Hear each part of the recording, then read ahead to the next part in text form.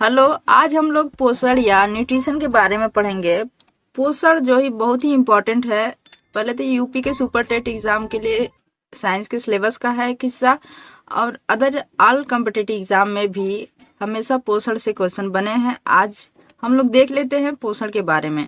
पोषण क्या है? पोषण उन सभी क्रियाओं का कुल योग होता है, जैसे कि सारी क्रियाएं जो है उन सभी क्रियाएं, जैसे कि भोजन के अंतर्ग्रहण, जैसे आप भोजन को ग्रहण करते हैं, फिर उसके बाद भोजन पचता है, फिर भोजन का अवशोषण हो जाता है शरीर के अंदर, फिर उसके बाद जो अपचयित भोजन बचते हैं उसको बहिष्कार मतलब बाहर निकल जाता है। इससे संबंधित है पोषण। पोषण का मेन उद्देश्य आप भोजन से ले सकते हैं, जैसे कि हमारे शरीर के लिए पोषण की आवश्यकता होती है, जिससे हमारा शरीर स्वस्थ रहता है और तंदुरुस्त रहता है। इसलिए फिर तब वो हमारा शरीर वर्क कर पाता है।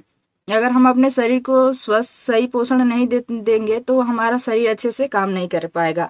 जैसे आप उदाहरण से समझ सकते हैं, जैसे कि बाइक है तो पहले आप उसमें पेट्रोल से चलाएंगे तो अच्छे से चलेगा, लेकिन आप पहले किरोसिन या मिट्टी के तेल से अगर उसको चलाते हैं तो चलता तो है, लेकिन कुछ समय के बाद खराब हो जाता है। इसलिए पोषण जरूरी है, लेकिन पोषण में भी बहुत सारी चीजें हैं, वही चीजें आपको लेनी चाहिए।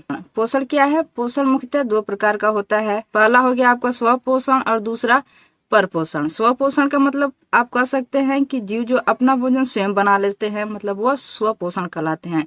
जैसे सारे हरे पौधे आ जाएंगे इसमें, और कुछ एक कोष के जीव आते हैं, जैसे आपका यूग्लिना, क्लेमाइडोमोनास एंड वाल्वाक्स etc।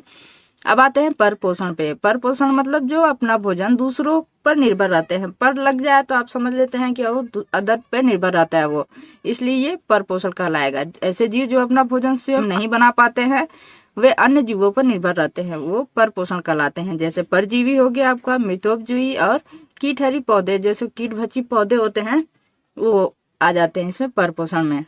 मानव एक परपोषी जीव है। भोजन हम पढ़ लेते हैं। फिर हमने पढ़ा क्या पोषण के बारे में कि न्यूट्रिशन में भोजन जो है फूड, भोजन वह पोषक पदार्थ है, कह सकते हैं आप इसको, कि जो हमारे या किसी भी जीव द्वारा वृद्धि करना, कार्य या मरम्मत या जीवन की क्रियाओं के संचालन हेतु ग्रहण किया जाता है। इसका कहने का मतलब ये है कि खाना आप किस लिए खाते हैं, क्योंकि आपको खाने से एनर्जी मिलेगी, किसी भी कार्य को आराम से कर सकते हैं। अगर आप खाना नहीं खाएंगे, आपको अच्छा पोषण नहीं मिल पाएगा, तो आपकी बॉडी का विकास भी नहीं हो पाएगा।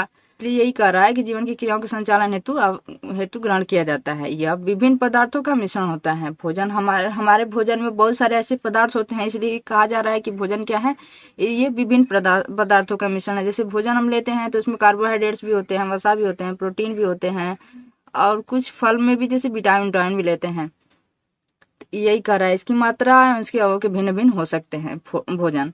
तो भोजन के जो है अवयव कौन कौन है, मतलब कंपोनेंट ऑफ फूड कौन कौन है, तो भोजन के 7 मुख्यतः अवयव होते हैं, लेकिन बहुत सारे हैं, लेकिन मुख्य जो अवयव है कंपोनेंट जो इसके हैं भोजन के, उसके बारे में हम देख लेते हैं। पहला क्या है हमारा कार्बोहाइड्रेट, दूसरा वसा, तीसरा प्रोटीन, चौथा खनिज लवण, पांचवा विटामिन, छठवां जल, सातवां मोटा चारा। मोटा चारा को आप कह सकते हैं, जैसे इसमें सलाद उलाद आ जाते हैं, इसको आप कह सकते हैं मोटा चारा। कंपोनेंट्स ऑफ फूड में हमने कार्बोहाइड्रेट के बारे में पढ़ा, अब हम प्रोटीन के बारे में पढ़ेंगे। प्रोटीन शब्द जे वर्जीलियस ने 1930 में प्रतिपादित किया था। प्रोटीन जो है आपका अमीनो अम्ल के एक बहुलक है। कुछ प्रोटीन में जो गंधक, फास्फोरस और आयरन या लौह भी पाया जाता है। प्रोटीन में लगभग 20 प्रकार के अमीनो अम्ल पाए जाते हैं। आइए हम कुछ देख लेते हैं, कुछ आवश्यक प्रोटीन जो है हमारे शरीर के लिए। शारीरिक प्रोटीन इधर, अब कार्य के बारे में हम देख लेते हैं। जो एंजाइम क्या है? एक प्रोटीन है। जो इसका कार्य क्या है? एंजाइम्स का जैव उत्प्रेरक, जैव रासायनिक अभिक्रियाओं में सहायक होता है और दूध के स्कंदन में भी। अब देख लेते हैं हार्मोन्स भी एक प्रकार का प्रोटीन है। ये शरीर की क्रियाओं का नियमन करते हैं। अब परिवहन प्रोटीन को आप कह सकते हैं हीमोग्लोबिन, जो विभिन्न पदार्थों का परिवहन करती है। जैसे पूरे शरीर में हीमोग्लोबिन के द्वारा ऑक्सीजन पहुंचाया जाता है। और आते हैं आपका संरचनात्मक प्रोटीन जो है कोशिका और ऊतक निर्माण में सहायता करती है। अब आते हैं रक्षात्मक प्रोटीन।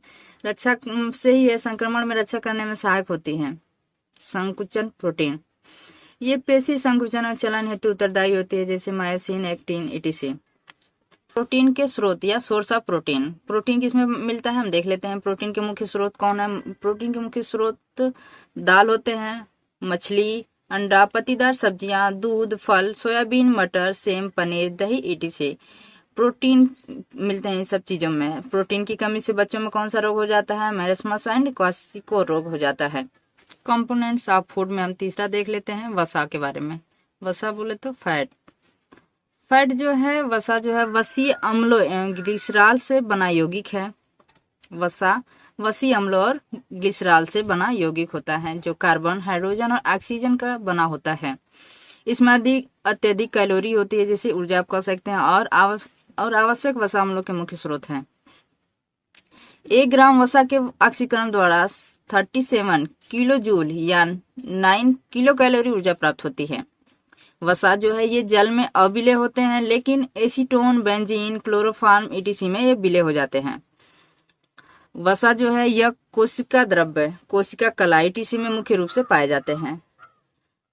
जंतु वसा जो है अर्ध ठोस होती हैं। जो जंतु से द्वारा हमें वसा प्राप्त होती है वो क्या होती है? अर्ध ठोस होती है। लेकिन अगर हम वनस्पति वसाएं कह सकते हैं आपकी, जो हमें पेड़ पौधे से जो वसा मिलती है, फैट मिलता है, वो तरल रूप में होता है। जैसे आप तेल कह सकते हैं, जैसे आप सरसों का तेल कह सकते हैं। आप सरसों का तेल तरल रूप में होता है। सोयाबीन का जो भी आपका वनस्पति से प्राप्त होती हैं वसाएं वो तेल के रूप में होती हैं, तरल होती हैं, उसे हम तेल कहते हैं। जैसे वसा का जो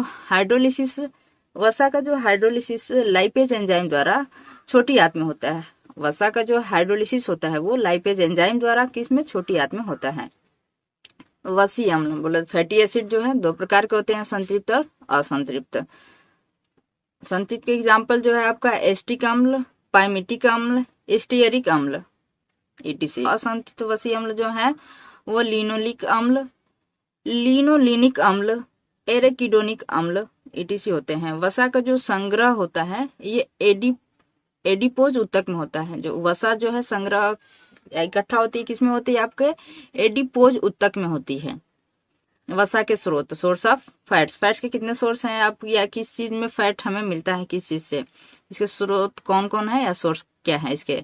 पहले तो हम घी में सबसे ज्यादा वसा हमें मिलता है, मक्खन में भी मिलता है, बादाम, पनीर में, अंडा का योग में भी मिलता है, मांस में, सोयाबीन और सभी वनस्पति तेल वसा के मुख्य स्रोत हैं। जितने भी सारे तेल आते हैं वनस्पति तेल वो जो है वसा के मुख्य स्रोत हैं।